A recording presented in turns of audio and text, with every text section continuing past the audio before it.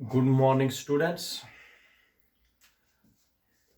जो आज का क्वेश्चन है बेटा, वेरी इंपॉर्टेंट क्वेश्चन है जिसको बोलते हैं बाइंडिंग एनर्जी। बाइंडिंग एनर्जी बहुत ही इंपॉर्टेंट क्वेश्चन है। देख लीजिए, आप सबको पता है inside the nucleus there are protons and neutrons. अगर मैं कार्बन की बात करता हूं, कार्बन 6 to 14 की, तो इस कार्बन में 6 प्रोटॉन, 14 माइनस 6 हो गए 8 न्यूट्रॉन। इसका मतलब कार्बन 6 14 के न्यूक्लियस में 6 प्रोटॉन और 8 न्यूट्रॉन रहते हैं। प्रोटॉन का तो पॉजिटिव चार्ज है, न्यूट्रॉन का न्यूट्रल है। पॉजिटिव चार्ज होने के बावजूद भी these protons and neutrons remains inside the nucleus which have radius of the order of 10 raised power minus 15 metre, जो कि बहुत ही छोटा है। इनको बांधे हुए रखता है स्ट्रॉन्ग न्यूक्लियर फोर्स, जो कि आप लोगों ने 11th में पढ़ा है। लेकिन आज हम डिफाइन करेंगे बाइंडिंग एनर्जी। द प्रोटॉन्स और न्यूट्रॉन्स जो न्यूक्लियस में होते हैं, इनको बोलते हैं न्यूक्लियॉन्स भी। They are also called the nucleons. Now the question is, what is binding energy? The energy with which protons and neutrons are bound together in the nucleus is called binding energy। वो energy जिससे protons और neutrons बंधे रहते हैं एक दूसरे के साथ न्यूक्लियस के अंदर is called binding energy. The energy with which protons and neutrons are bound together in the nucleus or is called binding energy, और the energy with which nucleons consists protons as well as neutrons, the energy with which nucleons are bound together in the nucleus is called binding energy। तो ये है definition binding energy की। मगर binding energy को कैसे major किया जाता है वो देख लीजिए। इट इज मेजर्ड एज, देखो बेटा, प्रोटॉन्स और न्यूट्रॉन्स, यहां प्रोटॉन और प्रोटॉन मान लीजिए, या न्यूट्रॉन और न्यूट्रॉन मान लीजिए, या प्रोटॉन और प्रोटॉन मान लीजिए, मतलब न्यूक्लियॉन्स। अगर मैं ये बंधे हुए हैं किसी एनर्जी से, ये बंधे हुए हैं, जुड़े हुए हैं किसी एनर्जी से, रिलेशन है इनके बीच में किसी एनर्जी से, जिसको बाइंडिंग एनर्जी। अब मेजर कैसे करेंगे? अगर हम इनको सेपरेट करेंगे, binding energy is measured as the amount of work required to separate the nucleons, separate the two nucleons from each other so that they may not interact once again। बेटा, मैं major कर सकता हूं, मुझे पता है ये बाइंडिंग एनर्जी से बंधे हुए हैं। मैं इसको एनर्जी लगाऊंगा, मैं वर्क डन करूंगा, ताकि इन वर्क डन किस लिए करूंगा? ताकि इन न्यूक्लियॉन्स को मैं सेपरेट करूंगा, ताकि ये फिर से इंटरेक्शन ना कर सके। जितना मुझे एनर्जी लगी वर्क डन कराने में, न्यूक्लियॉन्स को सेपरेट करने में, वही energy is equivalent to binding energy. इसलिए binding energy is measured as the amount of work required to be done to separate the nucleons at a certain distance so that they may not interact each other once again। That is the measure of binding energy। ठीक है बेटा? तो इसके बाद आप लोग देख लीजिए, इसके बाद होता है मास डिफेक्ट। इसी में टर्म है मास डिफेक्ट। देख लीजिए बेटा, सबको पता है न्यूक्लियस में प्रोटॉन्स है, न्यूट्रॉन्स है, जिनसे न्यूक्लियस बनता है। ठीक है बेटा। अगर मैं कार्बन 614 की बात करता हूं, जिसमें 6 प्रोटॉन्स है, 8 न्यूट्रॉन्स है, अगर मैं बेटा प्रोटॉन्स का अलग मास निकालूंगा, 8 न्यूट्रॉन्स का अलग मास निकालूंगा, देखो मैं न्यूक्लियस को मान लीजिए तोड़ दिया, न्यूक्लियस में क्या निकल गए मेरे पास, प्रोटॉन्स और न्यूट्रॉन। अगर मैंने कार्बन न्यूक्लियस को तोड़ दिया, उसमें मैंने निकाले 6 प्रोटॉन और 8 न्यूट्रॉन। 6 प्रोटॉन्स का अलग मास निकाला, 8 प्रोटॉन्स का अलग मास, 8 न्यूट्रॉन्स का अलग मास निकाला। बनना कितना चाहिए ये 14, लेकिन बनता इतना नहीं है, इसमें थोड़ा सा वेरिएशन आता है। अगर मैं 6 प्रोटॉन्स का मास अलग निकालूंगा, 8 प्रोटॉन्स 8 न्यूट्रॉन्स का मास अलग निकालूंगा, बनना चाहिए था 14, लेकिन ये उससे थोड़ा ज्यादा बनता है। इसको बोलते हैं मास डिफेक्ट। अगर मैं प्रोटॉन्स का मास, न्यूट्रॉन्स का मास, इनको अलग अलग करके मास देखूंगा कितना बनेगा, फिर mass of the whole nucleus करूंगा, ये हमेशा थोड़ा सा फर्क आता है इसमें। इस डिफेक्ट को बोलते हैं मास डिफेक्ट। देखो, many experiments, from the experiments it has been observed that some of the masses of mass of the whole nucleus is always slightly lesser than the mass of the protons and mass of the neutrons constituting the nucleus. Protons का अलग मास, neutrons का अलग मास करके और nucleus का whole मास करके थोड़ा सा वेरिएशन आता है। This difference between the sum of the masses of protons and neutrons, protons और न्यूट्रॉन्स को मैं अलग मास निकालूंगा बेटा, माइनस करूंगा मास ऑफ होल न्यूक्लियस से,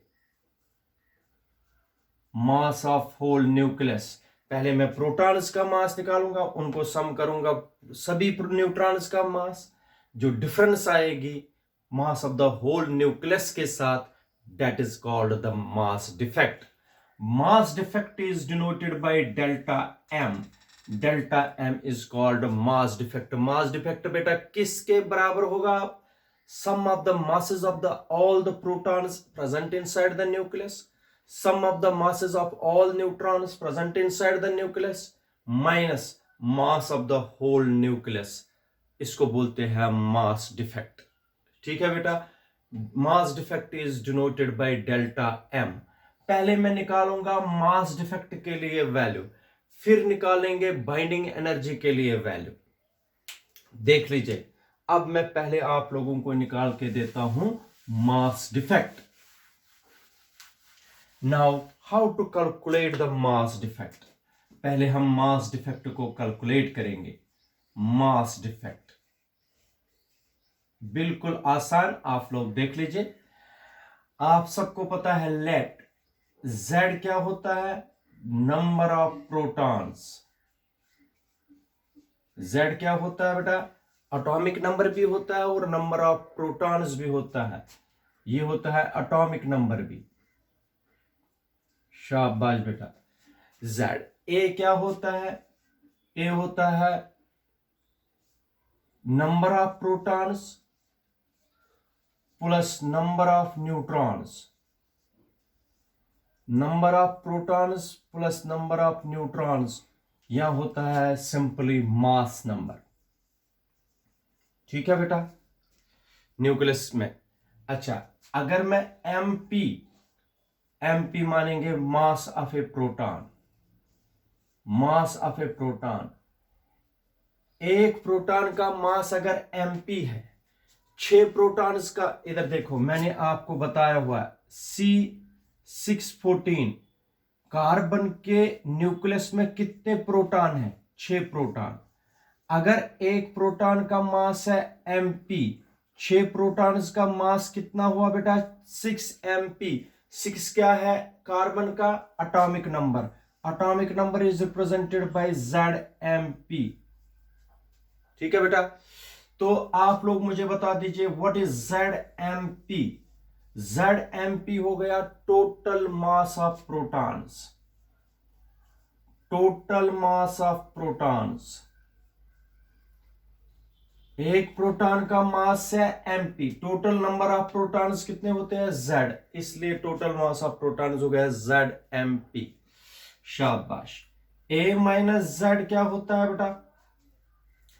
a माइनस जेड क्या होता है, बता दीजिए। What is a minus Z? a minus Z is number of neutrons. Number of neutrons होता है a minus Z.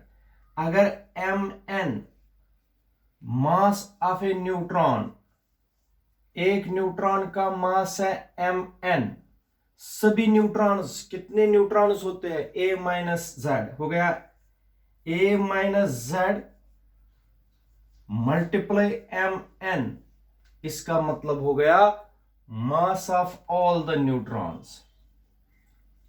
Mass of all the neutrons, mass of all the neutrons. ठीक है बेटा। अच्छा, m कैपिटल N, पूरे nucleus का mass कितना है? हो गया mass of whole nucleus. Mass of whole nucleus. और अगर मैं ऐसे लिखूंगा m x z a, इसको बोलेंगे mass of an atom. Mass of an atom, इसको ये एक एटम है, इसका मास इस तरीके से रिप्रेजेंट कर सकते हैं। ये सारी चीजें आप लोगों को पता है होनी चाहिए। फिर मैं निकाल के देता हूं मास डिफेक्ट। ठीक है, शाबाश। मास डिफेक्ट किसके बराबर होगा? शाबाश बेटा, मास डिफेक्ट होगा total mass of protons plus total mass of neutrons minus mass of whole nucleus. इन दो का sum minus mass of whole nucleus बनेगा मास डिफेक्ट। क्योंकि मैंने पढ़ाया हुआ मास डिफेक्ट होता है total mass of protons plus total mass of neutrons minus mass of whole nucleus, उसको बोलते हैं मास डिफेक्ट। कैसे करेंगे ये देख लीजिए। शाबाश बेटा, देखो कैसे करेंगे। सबसे पहले mass defect is denoted by delta M. Delta M का मतलब हो गया mass of protons. Mass of protons, total mass of proton is Zmp plus mass of neutrons. Mass of neutrons होता है a minus Z into mn minus mass of whole nucleus हो गया mn। इसको बेटा बोलते हैं मास डिफेक्ट। क्या बोलते हैं इसको? Mass defect. ठीक है, इसको मास डिफेक्ट बोलेंगे तो बाइंडिंग एनर्जी किसको बोलेंगे? Binding energy as per Einstein's mass energy equivalence हो गया mass multiply mass defect multiply c का square binding energy. Mass defect है delta m into C square Einstein's mass energy equivalence. लगा दीजिए ये वैल्यू हो गया Zmp plus a minus Z mn minus mn into C square. ये आ गई binding energy. This is the required expression for binding energy. ये निकाला बेटा हमने बाइंडिंग एनर्जी के लिए एक्सप्रेशन। ठीक है बेटा, ये आ गया बाइंडिंग एनर्जी के लिए एक्सप्रेशन। इसके बाद होता है एवरेज बाइंडिंग एनर्जी पर nucleon. Average binding energy per nucleon, average binding energy per nucleon, average binding energy per nucleon होता है बेटा the ratio of binding energy upon mass number. Binding energy upon mass number is called binding energy per nucleon. Binding energy जिसका average binding energy per nucleon ज्यादा होगी, जिसका average binding energy per nucleon ज्यादा होता है, वो होता है मोर स्टेबल. मोर स्टेबल होते हैं वो एलिमेंट्स जिनकी बाइंडिंग एनर्जी पर न्यूक्लियन ज्यादा है, और जिनकी लेस है वो होते हैं लेस स्टेबल. याद रखना बेटा. अब हम ड्रा करेंगे binding energy curve. Binding energy curve क्या है बेटा? The graph plotted between average binding energy per nucleon with mass number को बोलते हैं binding energy curve. What is binding energy curve? The graph plotted between average binding energy per nucleon with mass number is called binding energy curve. ये याद रखना, जिसकी average binding energy per nucleon ज्यादा होगी, that element is considered to be more stable. Now we have to plot binding energy curve.